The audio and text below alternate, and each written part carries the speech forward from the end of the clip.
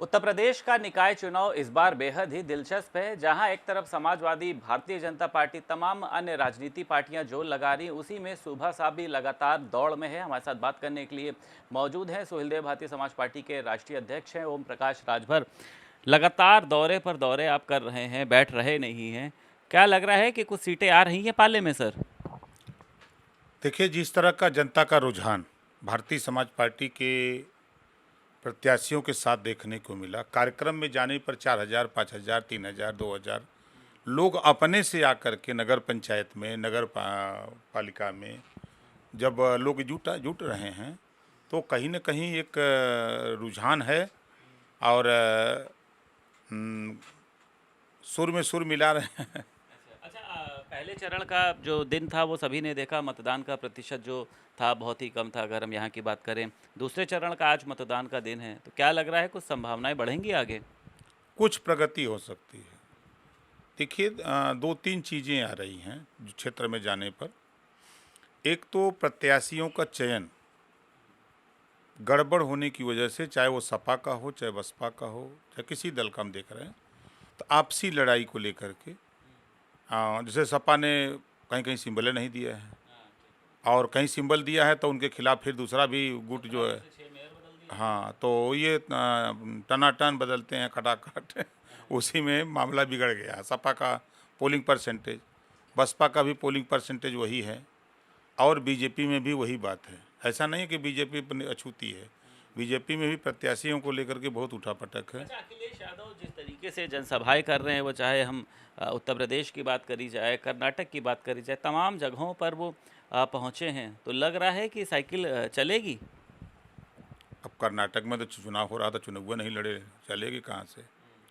जो रिजल्ट आ रहा है, तो जो वो क्या कहते हैं, समीक्षा जो आ रही है तमाम चैनलों की, एग्जिट पोल जिसको कहते हैं, तो उसमें तो लगभग सभी लोगों ने 95% तो यही लोग बता रहे हैं कि कांग्रेस की सरकार आ रही है और बीजेपी और एक और पार्टी दोनों मिलकर के 100 सीट के नीचे ही रह जाएंगे। अच्छा, अखिलेश यादव ने कल एक ट्वीट किया जिस तरीके से अमेठी में विधायक ने मारपीट करी, सपा विधायक ने बीजेपी के उसके साथ। उन्होंने कहा कि जो है अपराध बढ़ता जा रहा है, कानून व्यवस्था जो है वो ध्वस्त हो चुकी है, अखिलेश यादव ने बोला है। नहीं, अब अखिलेश जी के विचार से उनके दिमाग से हो सकता है, लेकिन ये मैं कहूँगा कि ज्यों नाम भारतीय जनता पार्टी के नेताओं का आ रहा है, तहाँ पुलिस वहाँ कानूनी कार्रवाई करने से बच रही है, जिसका जीता जागता उदाहरण अमेठी में है। जब विधायक 4 दिन 5 दिन से कंप्लेन कर रहा है कि ये घटनाएं हो रही हैं, ऐसी बातें हो रही हैं, तो वो घटना इस नाते उस कार्रवाई नहीं हो पा रहे थे क्योंकि वो बीजेपी का नेता था। तो बीजेपी के नेताओं के खिलाफ कार्रवाई करने से प्रशासन के हाथ पांव फूल रहे हैं। उसी का नतीजा रहा कि कोतवाली में दोनों पक्ष भिड़ा हुआ है और पुलिस मूक दर्शक बनी हुई है, खाली छुड़ा रही है कि नहीं, मार ना करो, मार ना करो। तो एक तो ये इस बात में दम है भाई कि बीजेपी का नाम आ जाए कि हम बीजेपी के नेता हैं, वो चाहे कुछ करें, उनके खिलाफ कार्रवाई करने में उस थाने पर, उस जिले में लोग बैक हो रहे हैं, नहीं कार्रवाई कर रहे हैं। अच्छा, बीजेपी जिस तरीके से दावे कर रही है, चाहे मुख्यमंत्री योगी आदित्यनाथ की बात करी जाए, 13 दिनों में 50 से ज़्यादा जनसभाएं, सभी मंत्री जो हैं वो अपने अपने अपने कह सकते हैं जहां उनका प्रभारी उनको बनाया गया है, लगे हुए हैं। तो ये तो कह रहे हैं कि हम सारी सीटों पर कमल खिलाने जा रहे हैं। नहीं, देखिए, एक बात है कि नेता लोग झूठ बोलते हैं, सारी सीटों पर संभव तो नहीं है। अब जैसे अब सारी सीटों की बात आ गई, हम खुद गवाह हैं, दूसरे को छोड़ दीजिए। मदनपुरा, रामपुर कारखाना, रतसड़, चितवड़ा, घोसी, कोपा, आपके ये क्या नाम से ये मधुबन, मर्टीनगंज जैसी सीटें हम खुद जीत रहे हैं। अब सारी सीटों को कैसे जीत रहे हैं? आपने सारी सीटों का जिक्र नहीं किया, आपने कुछ सीटों का जिक्र किया। हम सब नहीं ना जीत रहे हैं। देखिए, हम यही यही तो आदत है, हम झूठ नहीं बोलते। हम कहें कि हम भाजपा की तरह सारी सीटें जीत रहे हैं, ऐसा नहीं। हम जहाँ सीटें हमको उम्मीद लग रही है कि ये सीटें जीत रहे हैं, जैसा कि हमने आपको अभी दिखाया, तो उन सीटों पर हम जो भी लड़ रहा है, चाहे वो भाजपा लड़े हमसे, चाहे सपा लड़े, चाहे बसपा, जो भी लड़ेगा वो हमसे लड़ेगा दूसरे नंबर पर आने के लिए।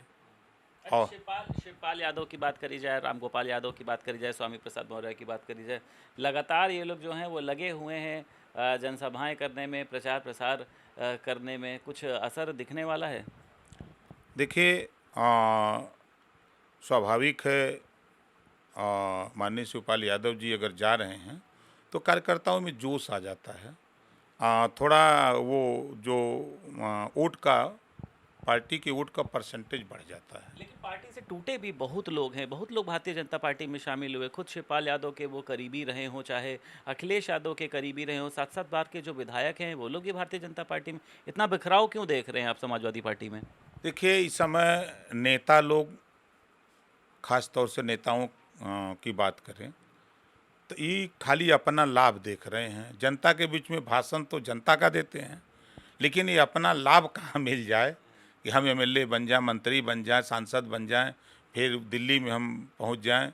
मतलब वो ये जनता के बीच में अगर कहते कि नहीं नहीं, हम आपकी भला नहीं, हम अपनी भला के लिए लड़ रहे हैं, तब तो जनता इन लोगों को समझा ही देती। अच्छा, हाल फिलहाल की बात करी जाए, राजभर जी अपना लाभ देख रहे हैं, कहीं पर नहीं देख रहे हैं? देखिए, हम तो जनता का लाभ देखते हैं कि जनता को न्याय मिले, उनको रोटी, कपड़ा, शिक्षा, स्वास्थ्य, रोजगार मिले। हम इसके लिए लड़ते हैं। नहीं तो आप बताइए, हमको लाभ देखना होता तो मैं मंत्री पद छोड़ करके हट जाता। एक प्रमाण है ना, चाहे कोई कुछ भी कहे, हम उनको जगा रहे हैं। देखिए, मान्यवर कांशीराम जी आए और सोई हुई कौम को, नॉन पॉलिटिकल जो था उसमें राजनीतिक चेतना जगाया। जो प्रदेश में नफरत थी, उस नफरत को उन्होंने दूर करके, जो शेर, बबर, चीता, हाथी, घोड़ा, ऊंट, खच्चर, भेड़, बकरी, एक घाट पे पानी पिलाया कांशीराम जी ने। तो एक राजनीतिक चेतना जगाया। जो एक दूसरे में जलन की भावना थी, द्वेष की भावना थी, नफरत थी, उसको उन्होंने बड़े पैमाने पर ख़त्म करके एक साथ सबको बैठाया। ये काम कांशीराम जी ने किया। तो उन्हीं के रास्ते पे चल करके, जिनको शिक्षा के प्रति जानकारी नहीं है, जिनको रोजगार के प्रति, स्वास्थ्य के प्रति जागरूकता नहीं है कि स्वास्थ्य कैसे हमको बेहतर मिले, हमको शिक्षा बेहतर कैसे मिले, हम रोजगार कैसे हासिल करें, हम नौकरी हमको कैसे मिले, इन सब चीज़ों को लेकर के उनको, जिनको जानकारी नहीं, उनको हम जगा रहे हैं। जब वो जगेंगे तो निश्चित है, जैसे आज आपने देखा भी ना, ये प्रतिफल है कि ये जितने वोटर थे, ये कहीं न कहीं सपा, बसपा, भाजपा, कांग्रेस के लोग थे। लेकिन वो हमारी विचारधारा से, चाहे वो घरेलू बिजली का बिल माफ़ी के सवाल पे हम उनको समझा रहे हों, चाहे उनको एक शिक्षा, एक समान और अनिवार्य शिक्षा का सवाल हो, चाहे फ्री इलाज की बात हो, जातिवार जनगणना का सवाल हो, तो जो बातें उनके बीच में समझा रहे हैं कि देखो ये चीज़ें होंगी तो इसमें आपका लाभ होगा।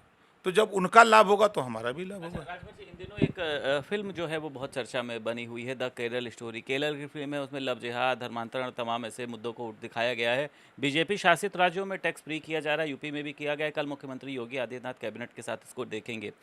समाजवादी पार्टी की बात करी जाए या फिर अन्य सरकारों की बात करी जाए, कांग्रेस की बात करी जाए, बहुत ही ज़्यादा विरोध कर रही है इस पर। देखिए, हम तो ये कहेंगे कि जिस तरह रामायण, महाभारत का धारावाहिक बना करके लोग दिखा रहे हैं ना, तमाम एंकर, तमाम उसको संस्कृति मिलती है और टैक्स फ्री करके दिखा रहे हैं, जिस तरह केरला की बात आप कर रहे हैं, उसी तरह बाबा साहब डॉक्टर अंबेडकर द्वारा जो संविधान लिखा गया है, उसका सीरियल बना क्यों नहीं दिखाते? आप मांग करेंगे इसकी? 100% हम आपके माध्यम से प्रदेश और देश की सरकार और सभी पार्टियों से कहूँगा कि एक संविधान का भी एक सीरियल बने, जनता के बीच में इसको दिखाया जाए।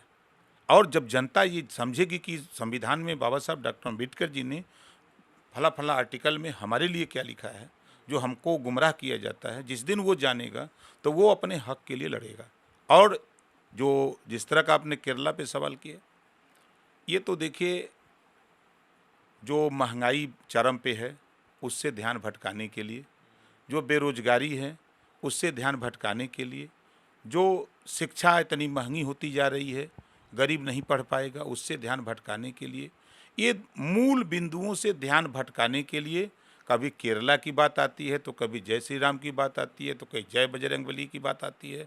लेकिन महंगाई और बेरोजगारी जैसे मुद्दे पर कोई फिल्म बना के नहीं दिखा रहे हैं, कोई सीरियल नहीं बन रहा है कि 400 का सिलेंडर 1200 हो गया, 60 रुपया का पेट्रोल 90 रुपया हो गया, जो 60 रुपये की अरहर की दाल थी 120 रुपया हो गया। इसका भी सीरियल बना के दिखा दो जनता को।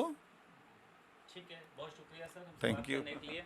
हमारे साथ बात करने के लिए मौजूद थे ओम प्रकाश राजभर, और उनका कहना ये है कि इस निकाय चुनाव में हमारी भी तमाम जगहों पर सीटें आ रही हैं। भारतीय जनता पार्टी जिस तरीके के दावे कर रही है वो दावे अपने आप में खोखले हैं, ना वो महंगाई पर बात करती है और ना वो रोजगार पर बात करती है।